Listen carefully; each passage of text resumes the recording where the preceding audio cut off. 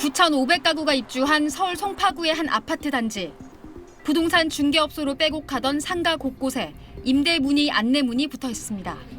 이른바 집값 바닥론 확산으로 집을 팔려는 사람이 많아지면서 최근 한 달 사이 매물은 40% 가까이 늘었는데 아직 실제 거래량은 넉 달 전에 절반 수준밖에 되지 않기 때문입니다. 원래 있던 물건들의 가격을 좀 더 올리는 거고 시세가 올라갔으니까 줄었고. 근처의 다른 대단지 아파트 상가에도 사무실을 비운 중개업소가 눈에 띕니다. 최근의 가격 상승이 바로 거래량 증가로 연결되지는 않는 분위기입니다. 너무 많이 올랐기 때문에 좀 안정적으로 됐을 때 이제 가계 경제도 조금 지켜봐서 사도 늦지 않겠다 그런 생각은 좀 들긴 해요.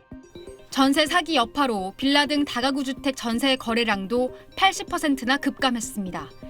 상황이 이렇다 보니 부동산 중개업소 가운데 임대료 압박이 심한 곳부터 휴업이나 폐업에 들어가고 있습니다.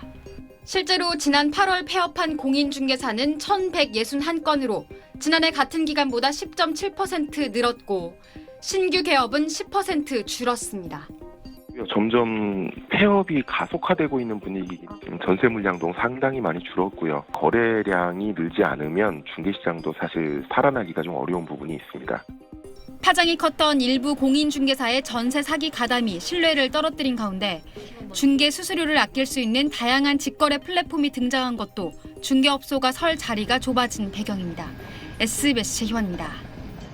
전세나 월세 계약을 신고할 때 신고서에 그 계약을 중개한 공인중개사의 이름과 사무실 주소 그리고 전화번호 같은 인적 정보를 의무적으로 기재하는 방안을 정부가 추진하기로 했습니다.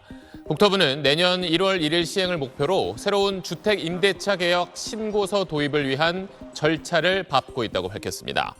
국토부는 전세 사기나 임대차 분쟁이 났을 때 빠른 조사가 가능하고 또 공인중개사 스스로 책임성도 강화될 걸로 보인다고 말했습니다.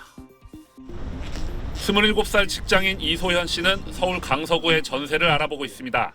전기세, 수도료, 인터넷 가격까지 포함되어 있는 건가요? 전세 사기 위험이 없는 안전한 집 찾는 것부터가 부담입니다. 회사 생활을 하다 보면 시간이 좀 많이 부족해요. 그래서 이게 계약서를 제대로 쓰고 있는 게 맞는지도 모르겠고 이게 진짜 안심할 수 있는 매물인지도 모르겠고 진짜 간신히 모아놨던 돈까지 다 날려버릴까 봐. 20, 30대 청년층의 전세 사기 피해가 집중됐던 건 임대차 계약 지식이 없는 경우가 절반 이상으로 정보 비대칭이 더 크게 나타났기 때문입니다.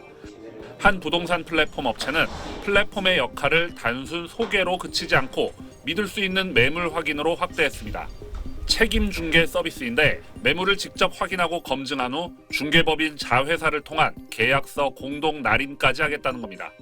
매물에 대한 사전 검증을 통해서 중개 사고가 발생하지 않도록 우선 예방을 하고 그리고 우리가 검증했다는 것을 공동 날인으로서 책임을 진다.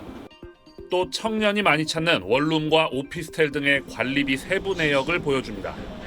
정부에서는 어떻게 보면 사후적으로 대처를 해주자는 거잖아요. 정부가 그동안 하지 못했던 영역을 사전적으로 예방하는 거니까 사회적 비용을 줄여주는데 굉장히 큰 역할을 하게 되죠. 부동산 플랫폼의 영역 확대에 대해 기존 공인중개사들의 반발은 커지고 있습니다. 공인중개사협회 측은 플랫폼 기업이 자본을 앞세운 직접 영업으로 골목 상권을 침범한 것이라며 대응을 고민하고 있다고 밝혔습니다. SBS 노동규입니다.